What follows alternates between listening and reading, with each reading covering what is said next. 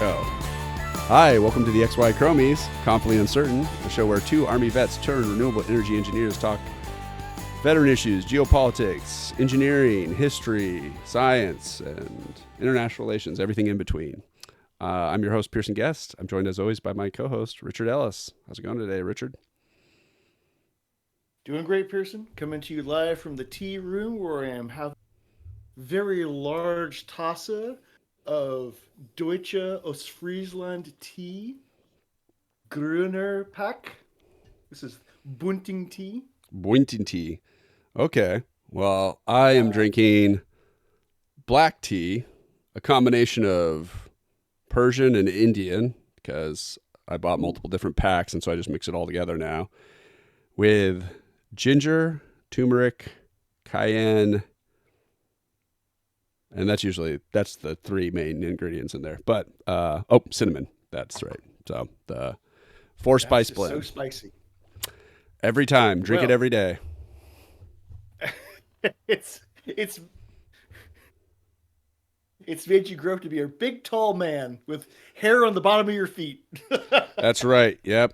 So we are facing down the barrel of episode 44. We just got done filming our last one. We decided to do a second one. It has nothing to do with Signal Gate before. We talked about that. This one, I wanted to talk about a couple things you can do to fight back against the current administration and Give some me other some things. agency, Pierce. Yeah. Give me some agency. I want to hear about. I want some good news for a change. Yeah. So I've been a busy beaver this week when it comes to writing. For work, I wrote a 26-page technical memo for a project, which was hefty. There were pictures in there, don't get me wrong. So it wasn't like 26 pages worth of text, but it was a significant amount. I would say about 16 pages worth of text. Some spreadsheets and stuff thrown in there too for color. But that was really fun. So I wrote that. And then I thought, I'm not done writing yet. So on the side, one of my friends and I, an Indian fellow named Shakur, we thought, what if we decide to try and make a competitor to Reddit? So I wrote up a business plan for that, roughly, I don't know, 8 to 10 pages, and sent it over to him to do what's called an MVP. An MVP is like minimum viable product, is the word in the tech world of what this is called. You basically have to create. So he's going to create a timeline for what it'll take to get an MVP with his development team over in India, because he's got a couple senior developers over there who are chomping at the bit. And from that, I'll be able to write up a pitch deck and see if we can get a couple $100,000 to fund it. We'll see. I don't know. So A competitor to Reddit. So Reddit is that's on the internet, right? yes, Reddit is What is this my. Reddit you speak of? It's my. So Reddit is kind of uh, for the modern social media. It's a little archaic because it kind of goes through the old forum. It's kind of an old forum format where you get to opt into Hmm. what forums you join. Right, they're subject Right. labeled. It's completely moderated by the community generally. If you create your own Reddit sub forum, you're the moderator of that. You can invite other moderators, and it can grow a community that has its own general guiding principles for posting and commenting and so on and so forth. It falls under the umbrella of Reddit's rules, of course. And none of these people are paid to do this. So it's all voluntary participation from the people who comment and post to the people who moderate these subs. It's all pro bono and community driven. I decided I've really not liked the direction Reddit's been taking in terms of free speech. Specifically, Mm. I've noticed there's other things in the past I haven't liked, but more recently, since the new administration has taken office, the banning of any of the word Luigi has upset me quite Oh. oft, quite frequently, and anything Luigi related. And now, if you thumb up things like against Elon Musk or whatever, you're being banned for violence for that as well. And a lot of this is really tamping down. Elon has threatened the Reddit CEO, and the Reddit CEO is a spineless fuck. So, um, yeah, I'm not a big fan. So, anyways, we're exploring building a competitor. I don't know if it's dual incorporated in India. Maybe we'll be able to get away with a little bit more laxer restrictions on the freedom of speech within our application. I don't know. It's a long shot type of thing or whatever, but it keeps these type of little projects keep me busy and engaged in the right way. So I did that as writing, and then I've also been talking to a couple people on a certain number of discords that happen to be in communities that I align with, like the Destiny community has a pretty vibrant Discord. Um, and I've recently met a couple doppelgangers of myself or archetypes that are in weird alignment with who I am fundamentally in a lot of ways. I met a guy recently. We'll just use his tag name, Snow, for now, instead of his real name, which I do know. um, he's an Air Force veteran. He has a finance degree after he got out of the Air Force. His dad actually was the foremost drug runner, like drug. He had a huge drug empire for weed in NorCal at the time, and not an empire, but he had a huge distribution network. His dad was a total con man. Went to prison when he was 3 or 4 or something. For 20 years, he's been gone forever, and his mom was part of it too. But the judge, since she had 6 kids, including himself, was able to stay out. He ended up moving up to Oregon and was raised in Oregon. Um, yeah, so really interesting fellow. Kind of turned his life through all this opposition. Was able to. So I had a lot. I related to this guy, and we got along really well. And he was talking about how him and his friend are considering they're going to make a run at Congress eventually in the next 4 years. They're really planning, and he's setting the stage for that.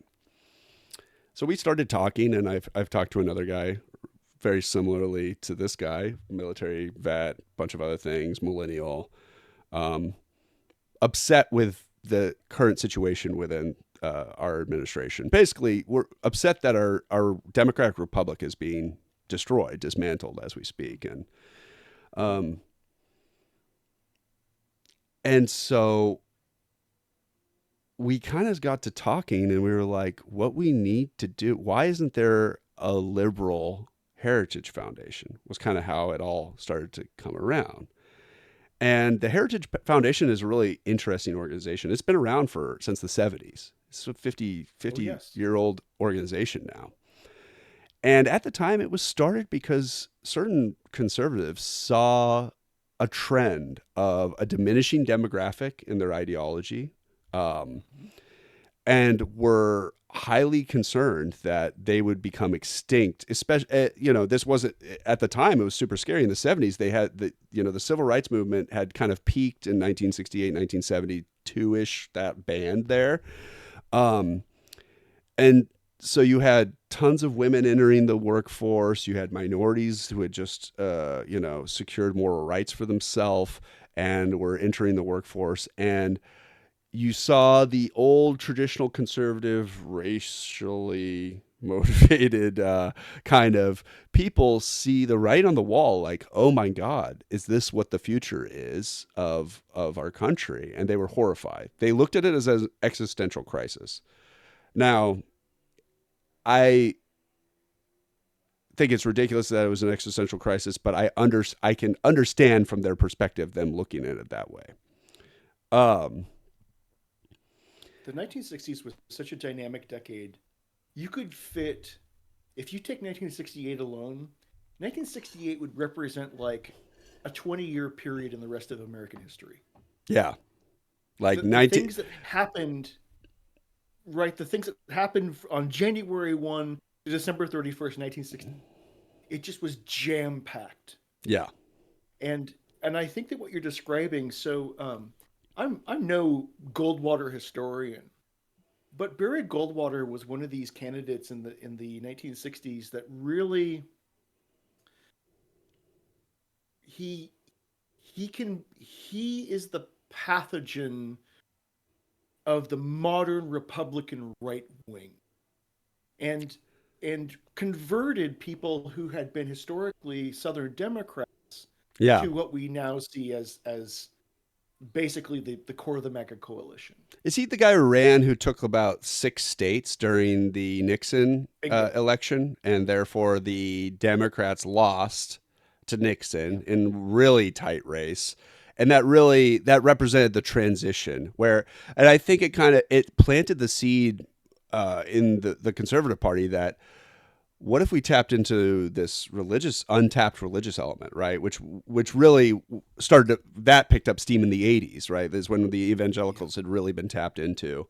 Um, and they basically, Prior to this, yeah, prior to this, you could say the Christian following in this country would have aligned more with a progressive liberal ideology from the mid-century they were because of following things the like teachings of the tenets of Jesus. Christ. Yeah, Jesus, Yeah. who is saying you should support the poor. Like that was a huge fundamental, Yes. preaching of Jesus was like, hey, these poor people, you should help them out.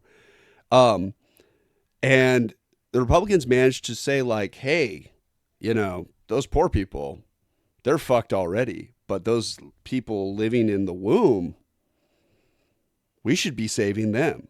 And they managed to do that trade off essentially was, hey, Roe v. Wade, this is a bigger problem than those poor people. And they convinced the Uh, evangelicals to abandon the poor and align with conservative values. Um, uh, what population has the least amount of agency, the least amount of say in how they're manipulated or used to manipulate the public? Unborn fetuses. yeah, even less than the poor, but Yeah, Um, totally. So yeah, that's and I would say yeah, if Barry Goldwater was the COVID-2, then Newt Gingrich was the COVID-19 of that pathogen. If we were carrying that analogy forward, right? Right. Newt Gingrich took a far more combative approach and said, "Hey, we will not work with the Democrats." Of course, there were a bunch of Republicans who were like, no, I'm going to keep working with the Democrats. It took years and years for Republicans to kind of lead certain old guard Republicans and conservatives who were used to bipartisanship working across the aisle. That had to go. And it took a lot of time. It takes, basically one Republican congressperson and senator at a time leaving office until fast forward, you've got McCain, right? Unironically, McCain kind of hurt bipartisanship as well too in an effort to it was an unintended consequence, but he was trying to go Yeah. after corruption, right? And before that, earmarking was the way bills passed. Earmarking was, I mean, I'm Yeah. totally going on a little side tangent, but earmarking, for people who want to know, was how bills got made. Essentially, if Richard was a state and I'm a state and I want a freeway to go from my state to his state, but he doesn't really care about the freeway, but he needs a bridge built or some shit. Then we're like, oh, okay, well, yeah, we'll get you your bridge, but we get the freeway and blah, blah, blah, and we'll split the pay. Yeah. And so we would do all these little earmarks where it was quid pro quo. A bunch of people were wheeling and dealing to get deals for their own state. It was corrupt.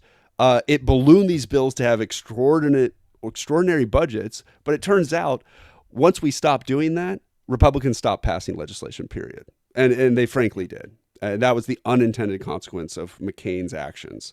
Um, Yep. he had a noble vision of why to do it. The unintended consequence was he killed the rest of bipartisanship as we knew it. Because at that point, Republicans still did quid pro quo with the Democrats. I mean, it was just the way you got things done.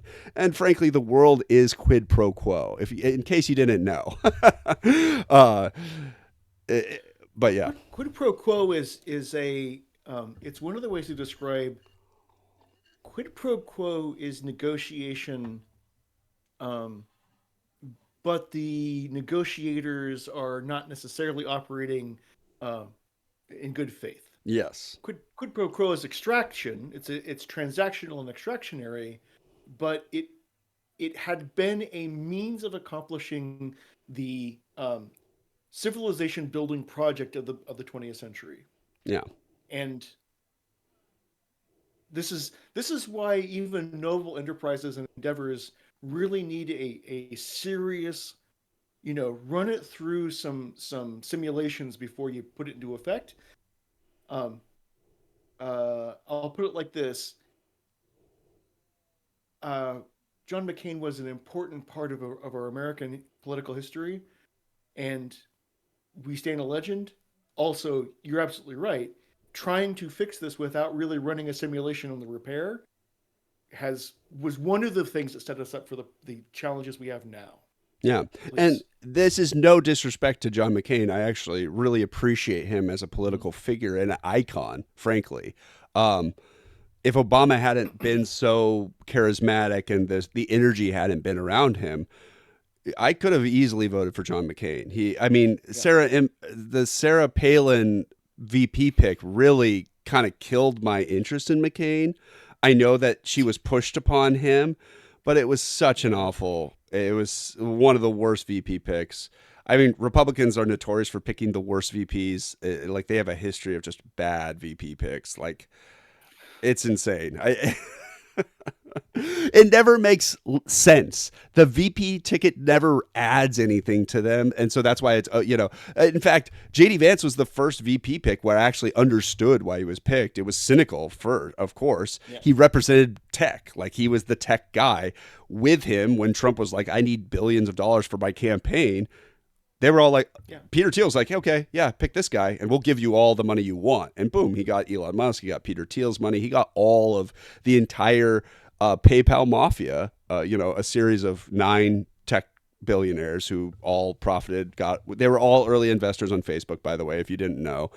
They made a lot of money from PayPal, but they made even more money from Facebook. Peter Thiel was one of the earliest investors in this. If you want to ever think that Mark Zuckerberg is not a guilty tech bro, he is. As much as he tries to slime and change his image every 2 seconds. Okay, earmarking. How do So we? the Heritage Foundation. So the Heritage Foundation. Okay, yes. So the Heritage Foundation is 501c. It's somehow it's a 501c, and a 501c is a specific charitable organization that should have zero political involvement. By the way, like it cannot show any partisanship. If they wanted to be a political charity, it could be a 501(c). By the way, if you wanted to know, I had to look up on this. I learned as much as I could about 501(c)(3)s recently because I am creating one. So, anyways, the Heritage Foundation wrote Project 2025. They bragged last year that they met with 400 congressional representatives. So, the fact that they're not political is hilarious, but they're a huge organization that proves that if you have enough money, laws do not apply to you in this country, as we've seen time and time again over the last, 20, 30 years or so within American politics.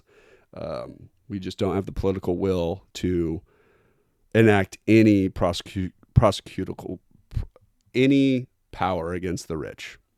I'll say that. Prosecutorial. Prosecutorial power. Yes.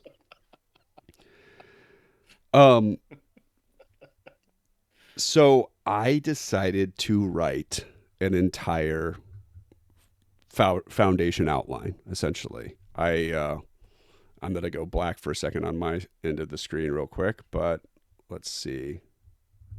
Actually, no. You know what? I'll pull it up from my phone. What should I say? Oh,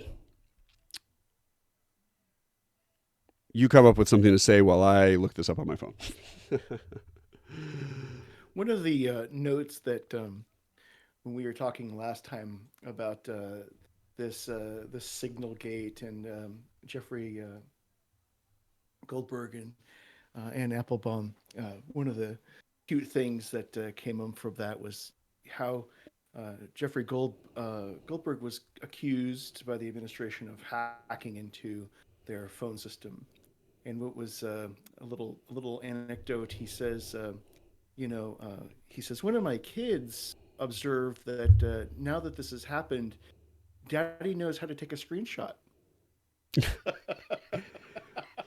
That's funny. So I'll read you the mission statement.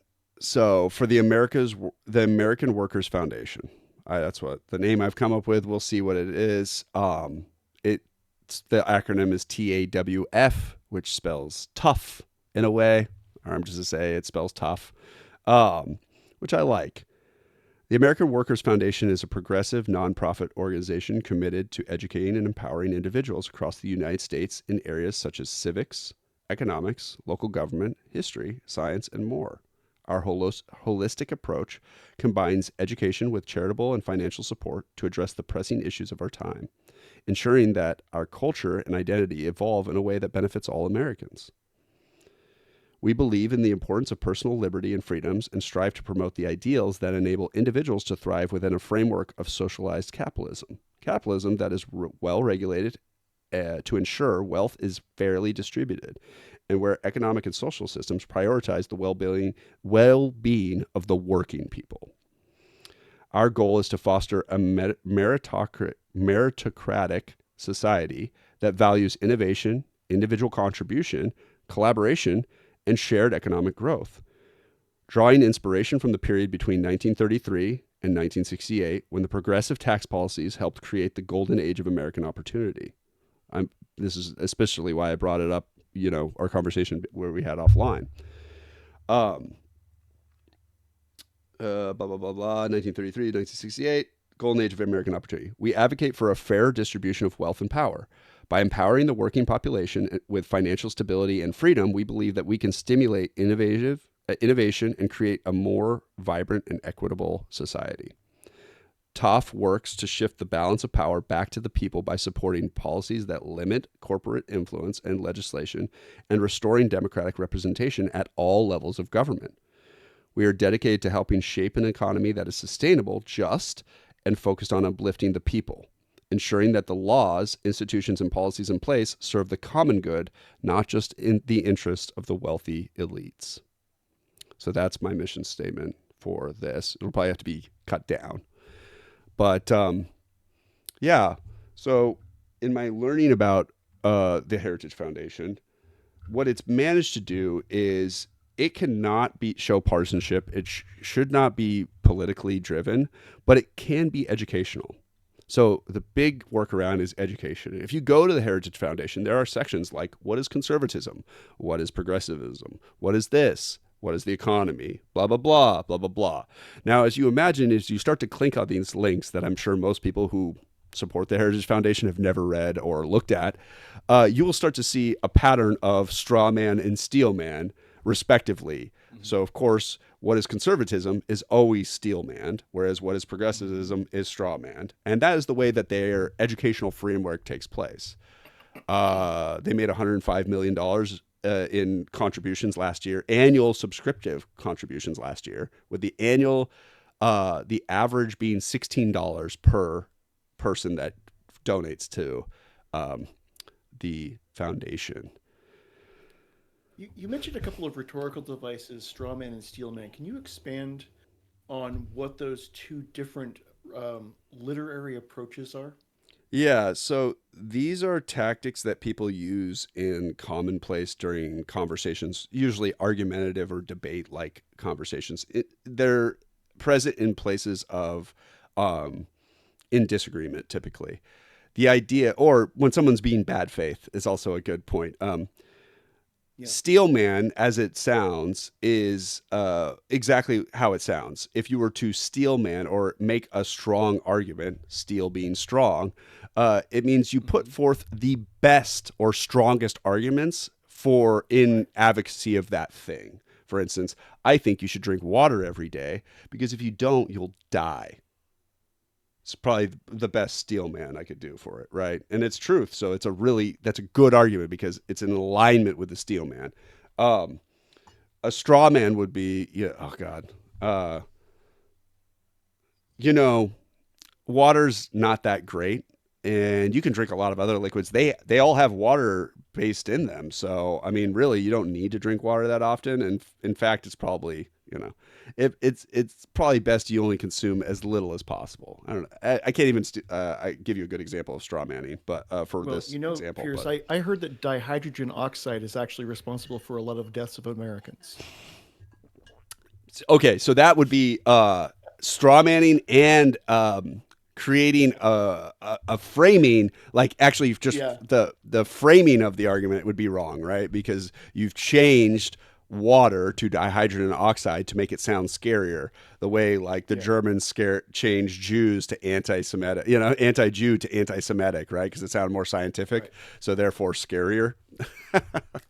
um, yeah, So those are rhetorical devices or literary devices, as you said, used in argument. And um, I I feel like those kind of flash in the discourse, whether it whether you're watching Fox News or CNN, whether you get your information from some other amalgam of material, sure.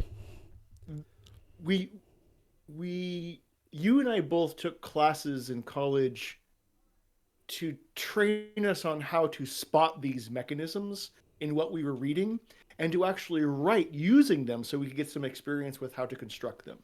And yeah, I put you on the spot to kind of come up with an example of a straw man, but it essentially you are tailoring a message so that your antithesis is weakened and your subject, your topic is strengthened.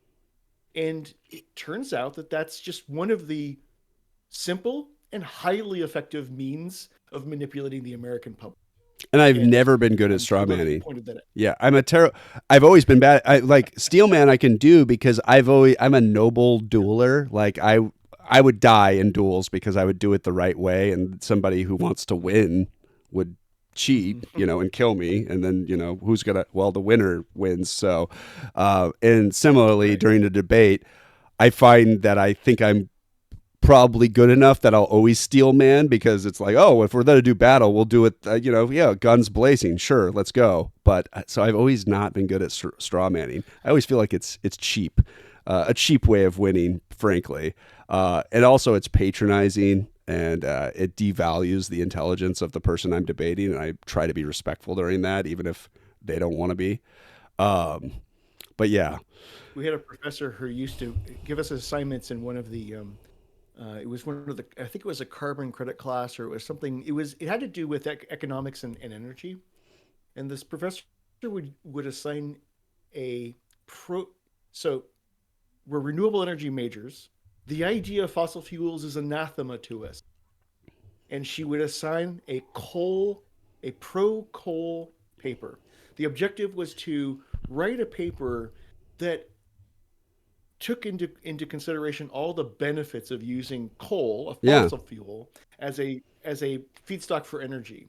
And of course, the the true believers and um, uh, delicate minded freshmen and sophomores who were taking these classes would get this assignment and would look at her with a sense of like betrayal. yeah,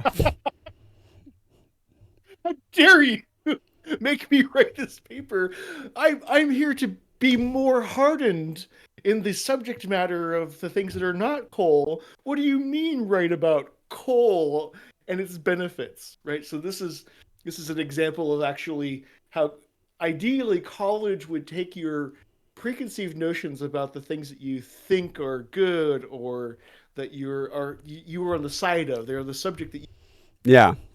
and then well, it turns out when you can write convincingly about the thing that is anathema to your perspective, you become extraordinarily good at talking about the thing that is your perspective. Yes, It you actually strengthens the shore up your muscle. argument. Yes, because you've identified your weaknesses finally, and then you get better at arguing. Absolutely. Yeah, absolutely. It's Yeah. um, as someone who's always enjoyed debate, I used to like debating the thing that I disagreed with. I even, in I remember in debate class, I was given we were given was Hiroshima a good thing, like bombing Hiroshima a good Right. thing. And no one took that debate. I jumped on it because I was like, oh yeah, I could probably argue this, right? I feel like actually now I could argue it even better than before. No joke. Um, but yeah, I'm reminded of certain arguments, actually debates with other renewable energy professors about how I said, I think we'll produce more gas and oil to facilitate the green transition. I made this debate my senior year in the class, the entire renewable energy class. And I can say literally every renewable energy person was in the same class because there's only like 22 of us. um, Yeah. and they were all arguing with me about this. And I was like, I know I'm right, but that's okay. I'll argue with you. I thought it was being nuanced and subtle enough to go, hey, I don't support this, but it's just this is the fact of the matter. We will not be able to have the energy transition unless we facilitate it with carbons, with hydrocarbons. Like that, it was just, I thought that was obvious to me, but apparently I was the only one in the classroom because, yes, we had our preconceived biases. We're all renewable energy engineers. These are I'd have a lot of these arguments, or like I said, environmentalists would be one of our number one enemies as renewable energy engineers, and some renewable energy engineers thought, oh no, they're environmental engineers, we're renewable energy engineers, like we're in alignment. I was like, absolutely no, they're enemy number one. As a hydropower designer, I can say they absolutely are. Every time they decommission a dam, I get pissed off. It's like, what? The thing's been around for 100 years. We've advanced fish ladders, anyways. I don't want to go there, but So the Heritage Foundation website with all these great informative and instructional links. yes. So they have all these informative, instructive links. Anyways, I wrote this up this weekend, another 7 pages. So I've really been cooking this week. I've probably written a total of somewhere around 40 to 50 pages worth of material in different areas, of course. So when I start to get an energy in me, I do like to write. Um, but I look at this as a really useful way to start to think about our country in the long term. Because as much as I disagree with the Heritage Foundation and ideologically we're completely opposed in almost every way, and no, I find myself and the people who are, care about our Constitution and our country as we knew it, I feel similarly to them now that they might have felt in the 1970s, that we are in an existential crisis. And we've been approaching politics with such haphazard cavalierness, where every 4 years people memory wipe what the 4 years was before. They're not paying attention to anything that's happening. And frankly, I've gotten so sick and tired of relying on the two-party system and the Democrats to kind of be what they used to be. Have you had a chance to did you look into Peter Turchin's stuff at all? Did you watch those videos? I think we talked about him a little bit. Peter Turchin talks about the oversupply of elites. I remember that. Yeah, I remember that topic. Okay. Yes, I've filled in so many other things Of since course. then that Yeah. it's there, but in the background. So I'll prompt your memory a little bit. The idea, well, his fundamental principle is that civilization revolutions happen, and they're not necessarily violent revolutions, but revolutions. Like a revolution is happening right now in the U.S. Revolutions occur when there's an overpopulation of elites, and when that happens, you could think of it similar to my predator-prey model in the fact that when you have a certain amount of predators and not enough prey, they start to turn on each other. Typically, if you know much about predators in the wild, predators avoid each other at all costs for the most part. You would think like, oh, what would happen if a lion fights a bear, or wolves fight bears, or all these different predator scenarios. But often how rare it is to see in nature is because why would they go after each other, right? They know to avoid each other. They know it's a very dangerous game to fight each other. lions and predators of their own species only fight when it's for territory, for mating, and territorial purposes. And even then, they understand that it's a super dangerous game. And non-predators too, moose and other animals exhibit the same behavior. We've all seen the deer with the horns, where they get their horns locked in. They both die from battling over mating territory. So, similarly to predators, when there's too many elites, and not enough resources, they start to fight over those resources. What we see in the modern era is what he calls counter elites versus the established elites. Not even in the modern era. He says through history we see these examples of it. If we want to look at the U.S. in the most recent times, there's been these revolutions, some of them bloody and some not. We could look at the 1950s, the 1850s and 60s, where 75% of the wealth was actually deposited in the South. So they would have been the counter elites, but usually the counter elites have a lot of wealth. They have more wealth than the institutional elites. The institutional elites were the North. So they had institutional power. They had more university potentially, not necessarily. There was a lot of Southern universities, but they had institutional power. And the Civil War represented the counter elites trying to take more power, institutional power, convert money, financial power into institutional power is the idea. If we fast forward to the 1920s and 30s, we had another revolution. This was a soft revolution.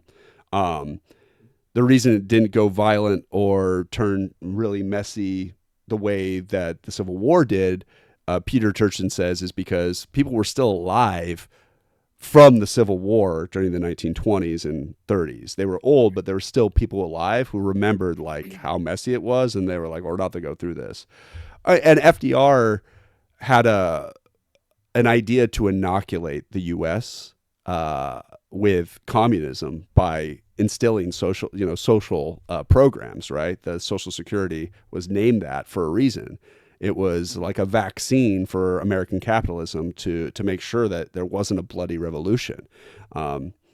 We talked about recently, and many times we've talked about the labor movement in the 1920s and 30s. It was bloody. It was violent, but not at a mass scale like Tiananmen Square or something, you'd see in a different country. But workers were killed. Workers were killed by the police who were working for the oligarchs. So that was an example of the institutional elites exacting more power on the counter elites there, the oligarchs who had a lot of money but not that much institutional power. And, FDR told his friends, like, hey, you are the reason this country is in the bad shape it is in. You guys have stolen and robbed and pillaged the American people of any hope or semblance they have of a decent life during one of the hardest periods they possibly can have with the Dust Bowl and all that other stuff. Mm-hmm.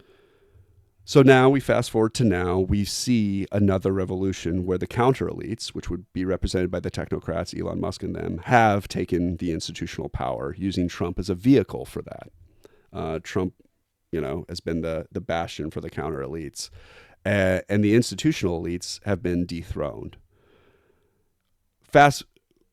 Going back to what I was saying about the Democrats used to represent, from the 1930s to the 1960s, they represented labor. They represented the working person. They represented the worker.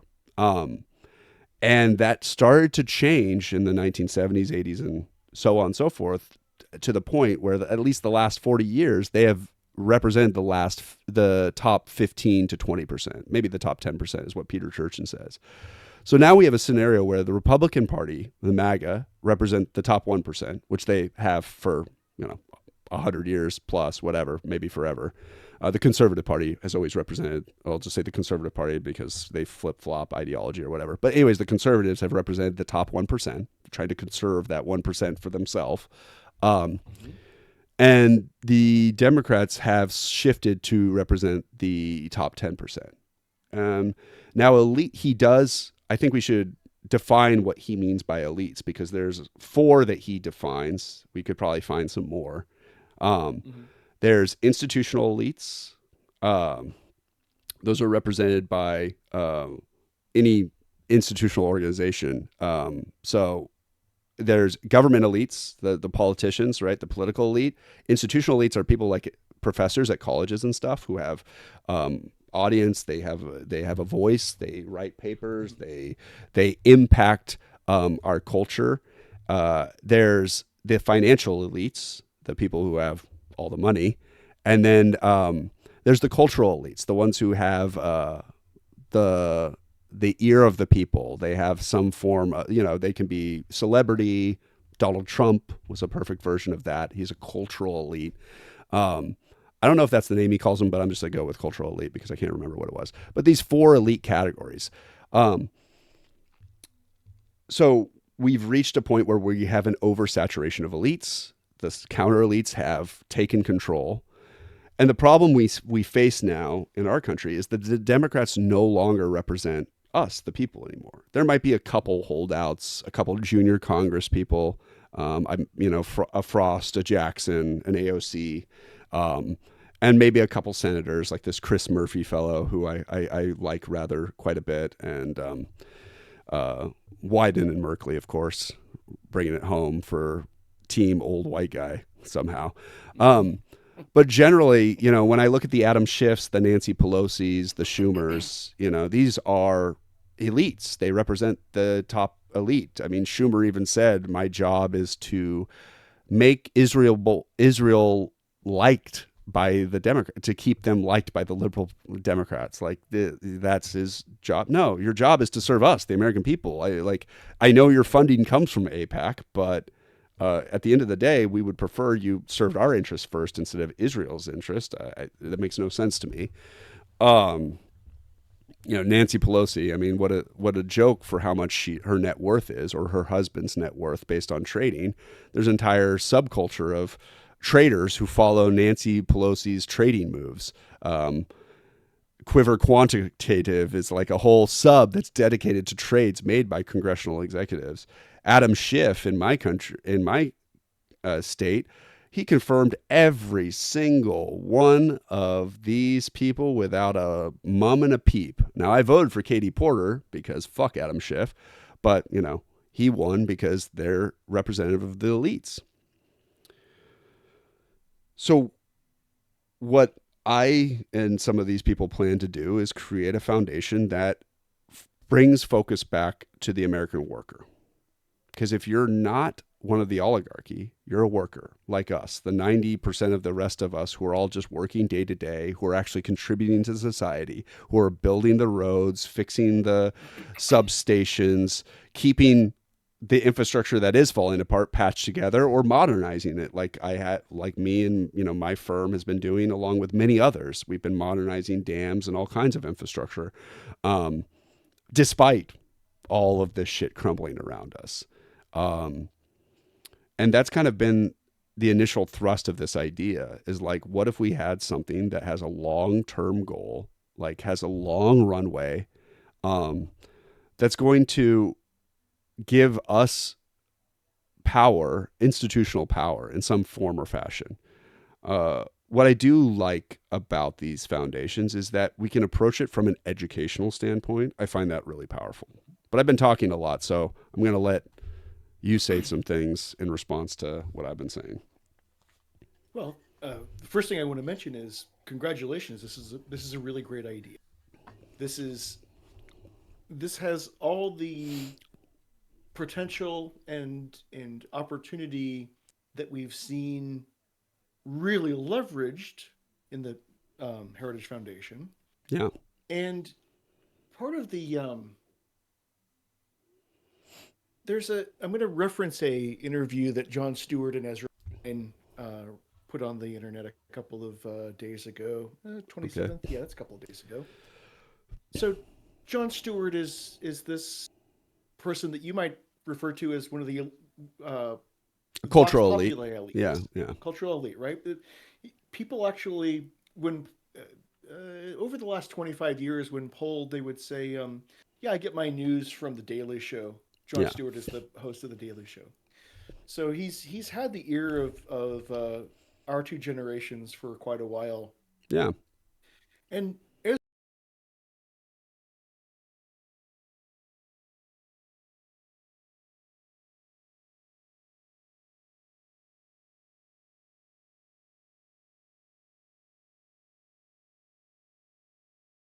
Ezra Klein is a New York Times podcaster. He's an author. He recently published a book, co-author of a book called Abundance. And the reason I'm bringing this up is because a completely valid, let's see here. I want to validate the complaint, and I want to also observe that there are better ways about doing it. I want to validate the complaint that our nation's bureaucracy has gotten out of hand, and it's a line. So our bureaucracy represents, as you described, institutional elitism. Yeah. So we have a bureaucracy that handles all these day-to-day and long that the federal government engages in. Yeah. They might be infrastructure, they might be regulatory, they might be they might have to do. They might keep our veterans grounds, right? As Michael Lewis. Absolutely. I don't know if you heard that whole interview. Oh yeah, you sent it to me and I listened to the whole thing. Anyways, but yeah. Yeah. So the bureaucracy is worthy of all of the criticism it's received. Yeah. And the way that we're watching this Department for Government Efficiency approach changes in our bureaucracy is probably the least desirable methodology. It's like the wrong way to approach it because it's creating more harm than good as an outside observer. Yeah. So I mentioned this book that this interview between Jon Stewart and Ezra Klein, because this book that Ezra co-authored, they talk about it for a little while. It's worth seeking this out. I mean, I'm ambivalent about a lot of these different interviewers that I listen to that put up shows on the internet because I want to be aligned with the best outcomes for Americans and the world at large. And that doesn't mean being devoted to any one person's perspective. It's my perspective I'm formulating. Yes, I have that nuance. I understand those two are imperfect allies. I also have not forgotten their complicity in getting Biden to step down. I think that both of their voices were ultimately very harmful and added to the large voice of the establishment elite who wanted Biden to be who set Biden up to step down, from the people who grilled him at Camp David for a whole fucking week for a debate, a 47-year professional politician with facts and figures for a whole week, an 82-year-old man, and set him up to be sick at a debate, probably the most consequential debate with Donald Trump. After I will never forgive Jon Stewart for his words after that, or Ezra Klein, frankly. I've listened to some of his interviews, and he is saying compelling things. But frankly, I only look at them as imperfect allies at this point, and it's because they're still relatively in alignment with me. But at the time, I knew that Biden was going to win if he was fucking dead versus Donald Trump. That was my running theory. I stand by it to this day. We could have weekend at Bernie's there, and he would have won against Donald Trump. And the fact that they added their voice to the concert of Adam Schiff, Nancy Pelosi, and all of these Democrats and the media, CNN, PBS, NPR. I'll never forget. I don't listen to NPR anymore. I am boycotting them. I don't listen to Jon Stewart anymore. I boycott him, by the way. This is just, I have to air my personal grievances with them on this because I feel so strongly about this. And I think it's all comes down to this one thing that Joe Biden said he was going to tax the rich. Like, they all turned on him because he said he was going to fucking tax the rich. He said what Gary Stevenson says. That's it. He wasn't even going to tax him that much. He was going to tax him a little bit. He was going to raise the bracket from 25 to 29%. That was it. And then maybe some heritage taxes were going to be increased or levied upon anyone who made more than $1 million. You were going to be taxed more than 7%. Oh, bohui. That's what I saw. And so here, that's my two Well, cents I on wanted those to say two.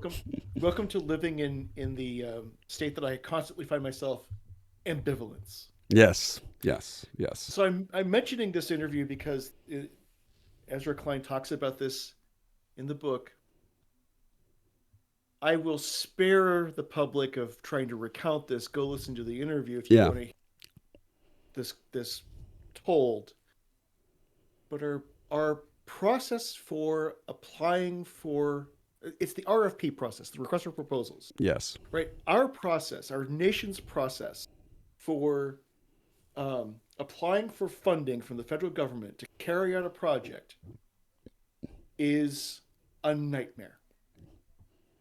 And I've he done it. lays it out very clearly.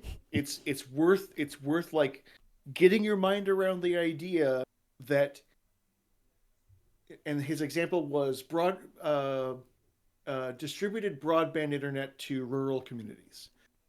So our federal government under the Biden administration wanted this to happen, and there were 50 some applicants, and the process is this circular spiral towards the drain of round and round you go of paperwork and vetting and all these different, I mean, over time what we see is this condition of adding pieces and parts to a system that are all uh, completely virtuous, right? Each time we added a new requirement to getting federal funding, there was some virtue behind it. Yeah, Oh, is this project that you're going to get funding for going to hire um, uh, a broad range of Americans? Not right. This yeah, is the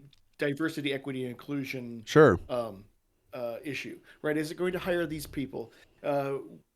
Is it going to conform to these standards and regulations for protecting the environment, right? Sixty There's percent of all the these funds need to go towards employment, right? Like these things would be right. great, right? Like, oh, hey, by the way, Yeah, we want to spur employment, so 60% of these funds need to be allocated towards employing people. That was a government's way of softly suggesting, hey, you need to, we would like you to increase your employment, and that's a very positive thing. But all these little bureaucratic changes, as virtuous as yeah. they are, um, yeah, It makes it a nightmare, yeah, and it not only does it make it difficult to do, it basically means that this ultimate virtue that we want to perform, this ultimate enterprise that we want to uh, infrastructure building that we want to conduct, yeah. can't be done because we've put entirely too many um, Obstacles, yeah, just roadblocks, yeah, there's just barriers to its checkpoints, I completion, right? guess. Yeah, Letting perfection be the enemy of good. So I'm mentioning this. So we kind of got off in the tall weeds of the source, right? We have our yeah. ambivalence and feelings about these presenters and The vehicles of people with information that we're getting, yes. right. They have, as you said, they have this vox pop. I'm using vox populi, but they have the attention of the public in a way that is enviable, Yeah, and as an imperfect ally to this cause, what they're talking about is a criticism of the way that our federal business or had done it in the past. And so when we think about the corrective, I'm going to put that in quotes, the corrective yeah, that we're seeing put into place now to reverse some of those um, barriers to completion of projects and yeah, you know uh, the federal government doing infrastructure building. It's a completely valid complaint. It's a completely rational criticism that our federal government can't get out of its own way because of these types of internal systems and methodologies. And the reason I brought all of this up is because despite the the greatest uh, the greatest altruistic ambitions of a um, liberal and progressive political ideology, what we've done is essentially undermine the entire cause and message. And so if you're putting together this, I don't know, alternate reality version of Hereditary, a, a progressive The ideology, antithesis. educational, Yeah.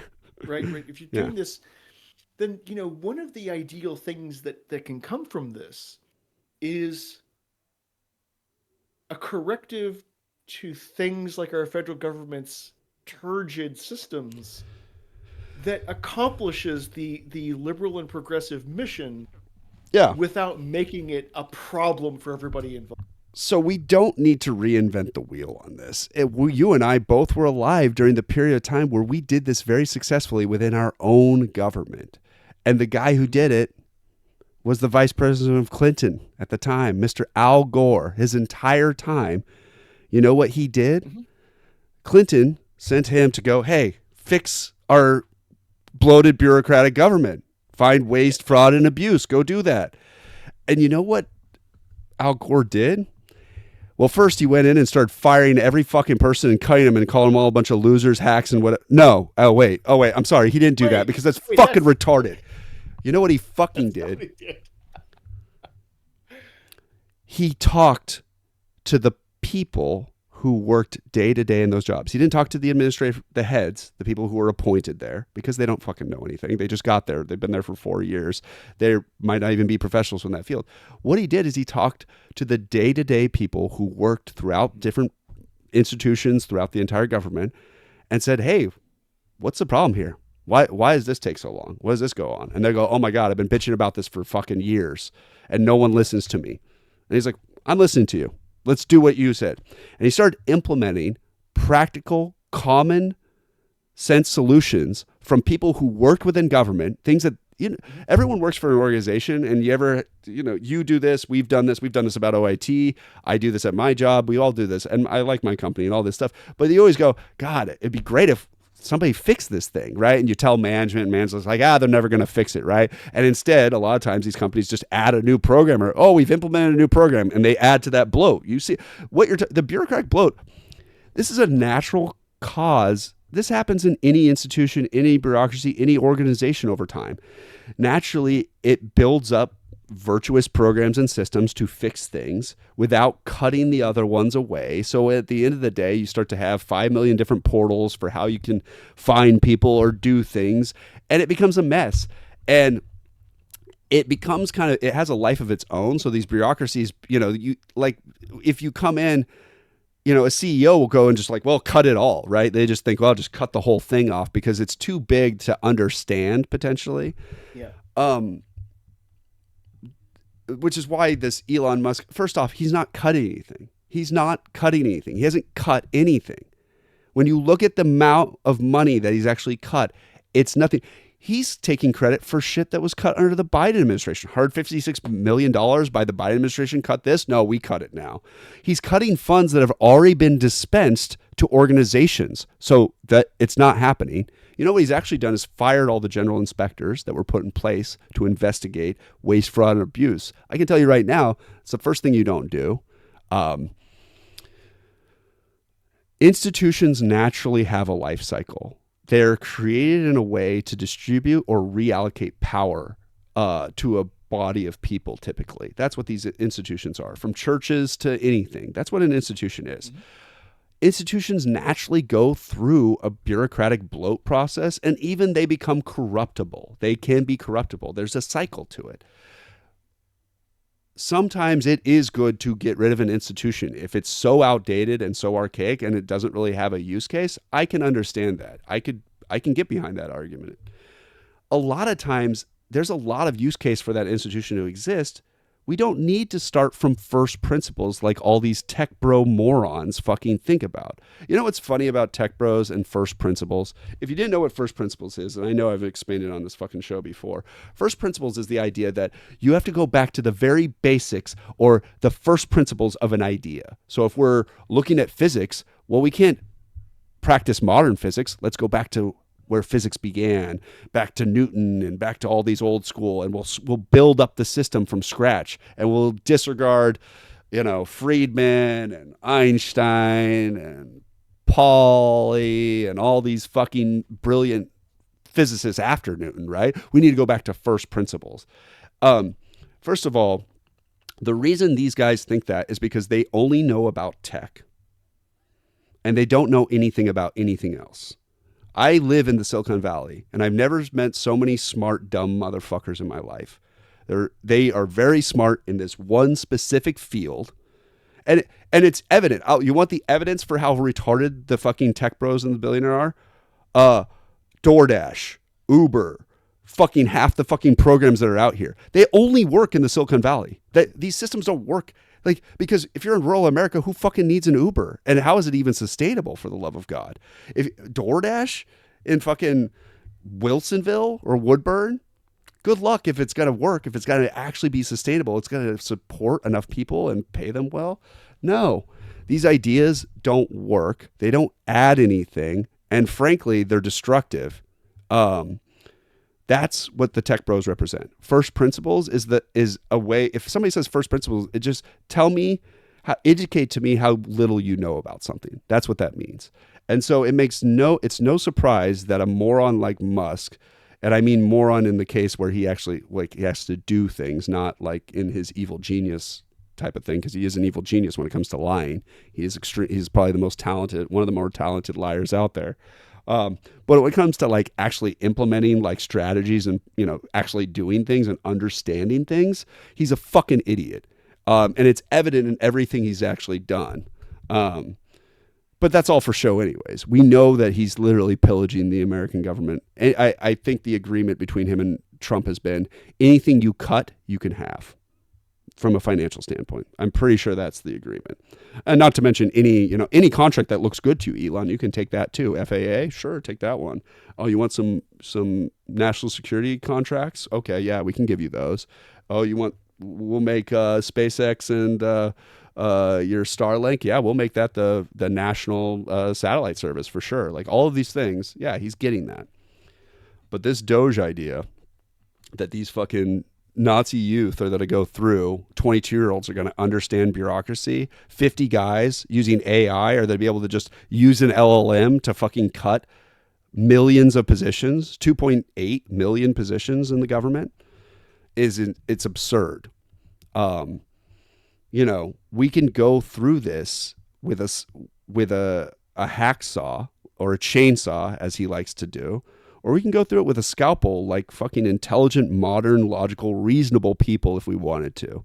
Just like Al Gore did with Clinton back in the day. And Obama, guess what he put Joe Biden's mission on? In the Obama administration, they went through and did the same fucking thing.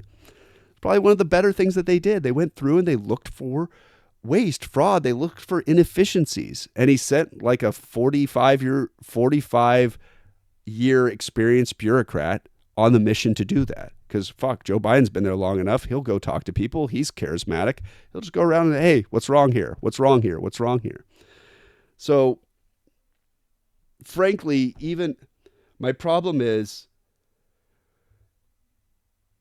when Ezra Klein and Jon Stewart are having this talk, all that nuance is lost. All that subtlety is lost.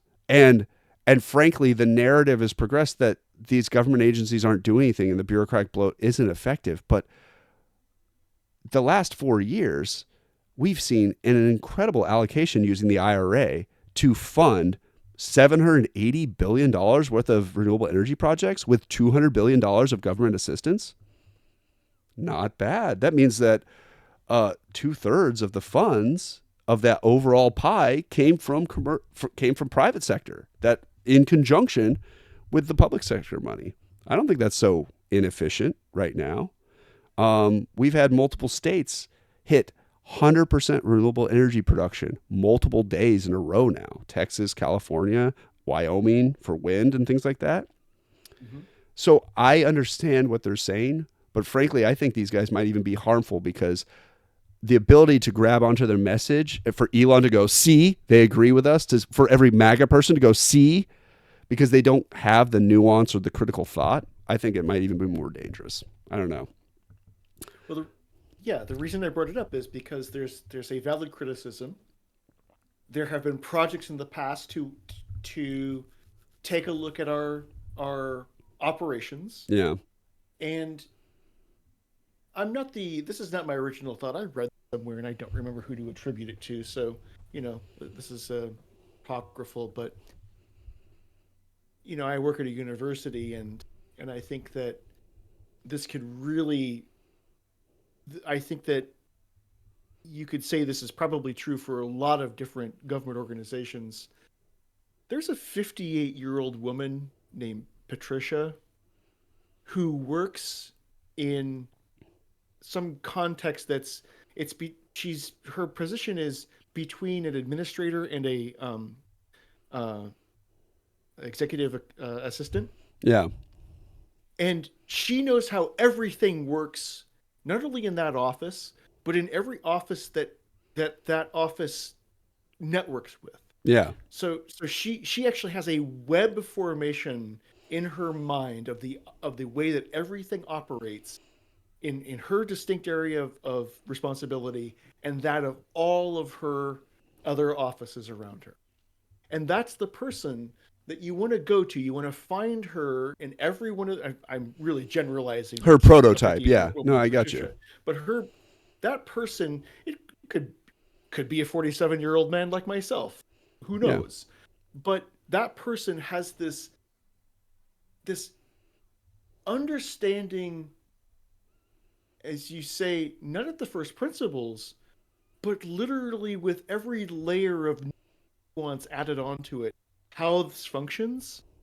And that person will always be the first one to tell you, oh, we probably don't need to have two distinct forms that have 40 different cells of information that are different distinct forms but have the same exact information on them, Yeah. that have to be filled out in tandem if you interact with this office and this one over here, Yeah. right? And there's things like this that exist in our bureaucracy. Again, the reason I'm mentioning this is because you're describing this opportunity in creating your foundation to not only describe a progressive ideology that preserves and improves the life outcomes for labor, for Yeah. people who are laboring. But let me this is gonna sound like I'm taking a different tact entirely, but one of the ways that could really improve the image of progressive ideology is to not just align with what's happening with Department of Government Efficiency, but to do it better. So take a different Yeah. narrative statement to it, and to do something even greater than what looks like taxing the rich, which is to take this. I don't want the title. I don't want the nomenclature of pronatal. I want a different terminology for this, but to literally create the circumstances that makes it possible for people to have families and raise them in a safe and reliable economy Yeah. that has the best outcomes for the young people that these families will raise and produce. Because Yes. one of the most serious corrective that as though I'm pitching for MAGA. I'm not. I don't like what this MAGA organization, what it even what it is or what it even purports to be. But literally one of the correctives that this ideology and movement is trying to bring to bear, I don't think they articulate it very well, is that it's too expensive to raise a damn family in this country. It's too expensive to afford a place to live that is sufficiently not just large enough, but configured correctly to raise people from babies to adolescents. Sure. And that for those babies and adolescents to have a place to go during the day when both parents have to work, or to have a structure that um, is not a education system based on Henry Ford's um, Factory worker. production line concept, but an education system that actually prepares people for a future that we actually have difficulty imagining what it's going to be. Yeah. Future proofing people's education. That's the type of thing that a progressive organization like you're describing has the potential for creating, like these ideas that are correctives to things that people are complaining about. They're complaining about the impact that, so when we talk about energy systems or these ideas that we learned in college about how to produce and distribute electricity, we have to remember the American public does not care about transmission lines, about transformers, about hydro. They don't care. They only care about whether or not The power's on. they can get hot showers and cold beer. Yeah. That's all that matters to the American public. And if we remember that in the formulation of our most esoteric and discrete bureaucratic practices, as long as those outcomes are kept in mind, kept held in people's minds, we'll get the best performance from our federal government. Yeah. And that's one of the possibilities that we're describing. That's there. And I'm saying all of this because when you say, "Hey, I'm going to start this thing that, it's going to have information education," you've already seen what it can do. I mean, the Heritage Foundation's project for 2025 is in some ways being carried out. In some ways, It, they've gone off the script. well, But Doge is being the vehicle. Doge is the Yeah. vehicle of Project 2025. This There's is the implementation of that. it's the implementation. It's indistinguishable. I would say the MAGA voter does feel that way. They do want the life that you describe. The MAGA agenda has, although they say that they're going to do this for people, is quite the opposite. But it wouldn't be the first time that Republicans vote against their own interests. It's literally what they do. So my lovely wife Sarah always laughs. She's like, it's the idea of poor Republicans just makes her laugh every time. And it's been around forever. Like, these people continuously vote to give the wealthy people money, thinking this trickle down economics thing is going to work. They vote. Like, Trump said he would fix inflation day one. Oil prices would be lower. Eggs would be cheaper. And now he's like, I don't care about cars. He said, I don't care if cars get expensive. Why would I care? That's for you guys to deal with. I don't even Shut drive. up about the eggs. Yeah, the A eggs. quote. Shut up about the eggs. Shut I'm up tired about of the hearing eggs. about it. Tired of hearing about it. You know, the eggs that we used to buy, this is what's crazy. I went to Target yesterday, and we've gone way over on our thing, but I went to Target yesterday. We used to get these eggs, very expensive eggs, Vital Farms eggs, the best eggs I've ever had, by the way. They were expensive back in the day when they weren't the price they are now. A dozen was about $6 to $7. Yeah. They're $14.76 now as of yesterday. It's doubled in 1 year for a dozen fucking. By the way, we don't buy them anymore because, geez, I'm not a fucking bazillionaire. So, yeah, our foundation aims to educate people in civics the proper way so that they actually understand that maybe you should actually care more about your lights going on and the beer you're fucking drinking. Maybe this shit actually has an impact. Maybe your voting record actually impacts you directly. But just not in like in the subtle ways that you didn't understand. I mean, I see tons of leopard ate my face stories of people who are like, I voted for Trump and now my wife's deported or whatever the story is. Yeah. And I laugh because that's fucking hilarious.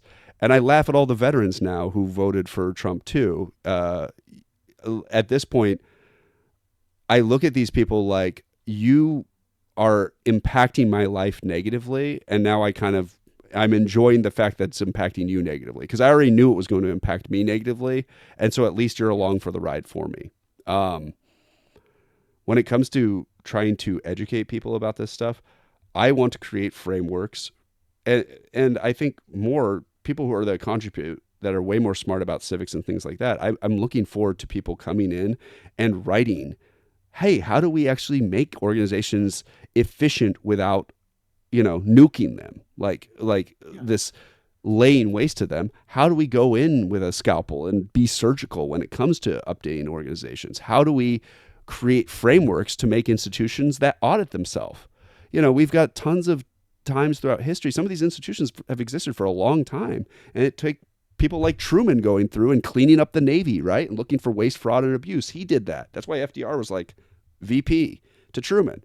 So like, these are natural things that we have. Institutions go through cycles. We can find better ways for fixing our institutions, for making them work for the people, and to get the right people involved in politics that are going to actually impact change and work for the people. I think those are like the three keys. Is like, we want to support candidates who are going to work for the people and really work for the people and not abandon them for fucking stock buybacks and whatever fucking lobbyist is giving them money, right? So yeah, it's a long-term goal. We'll see what the name is. We'll see how it goes. We haven't founded it yet.